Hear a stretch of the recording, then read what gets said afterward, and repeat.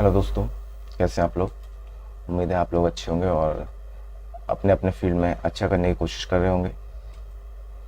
जैसे कि हमने अभी तक पढ़ा है, जो भी 15 पार्ट हमने अभी कंप्लीट किए हैं, सबसे पहले देखा कि हैबिट्स जो होती हैं कैसे फॉर्म होती हैं। फिर हमने देखा था अगर हम थोड़ा थोड़ा भी चेंज करते हैं तो एक लॉन्ग पीरियड ऑफ टाइम में हम देख पाते हैं कि बहुत बड़ा चेंज आता है हमारी लाइफ में। साथ ही साथ हमने देखा कि कौन कौन से पार्ट्स हैं जो हमारी हैबिट्स में आते हैं। उसके बाद हमने देखा था कि कौन कौन से तरीके हैं जिससे हम नई हैबिट को फॉर्म कर सकते हैं। हैबिट फॉर्मेशन में फिर हमने देखा था कि जो बहुत सारे हमारे फैक्टर होते हैं जो सोसाइटी हमें समझाती है कि ये मैटर करता है, ये नहीं करता है, बट रियलिटी जो हमारे सामने आई थी वो एकदम अलग थी।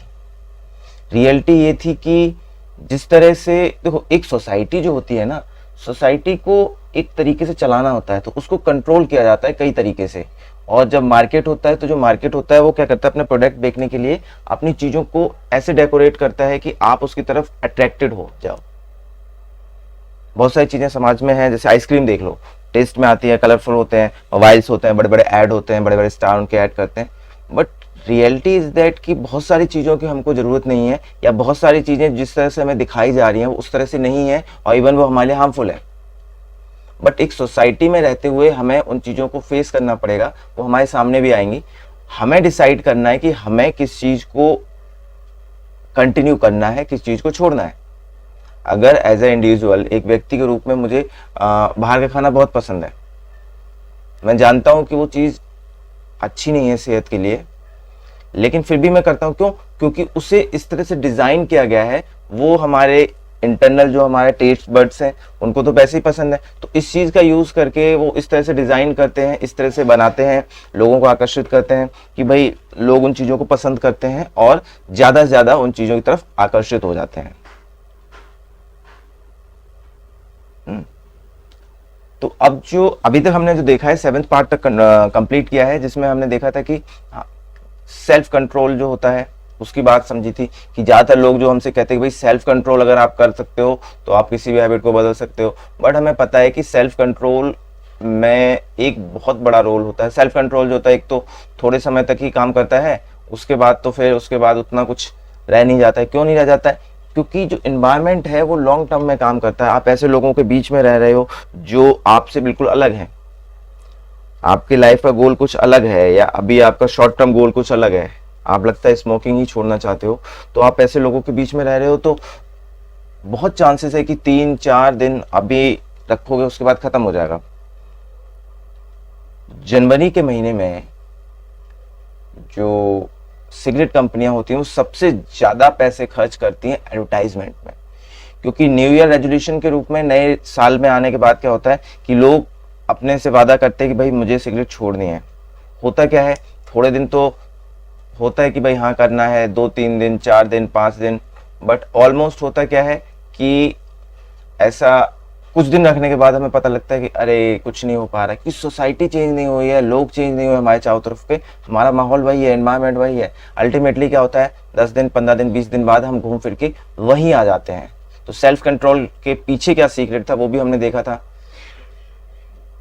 अब हमारा आता है the second law, make it attractive.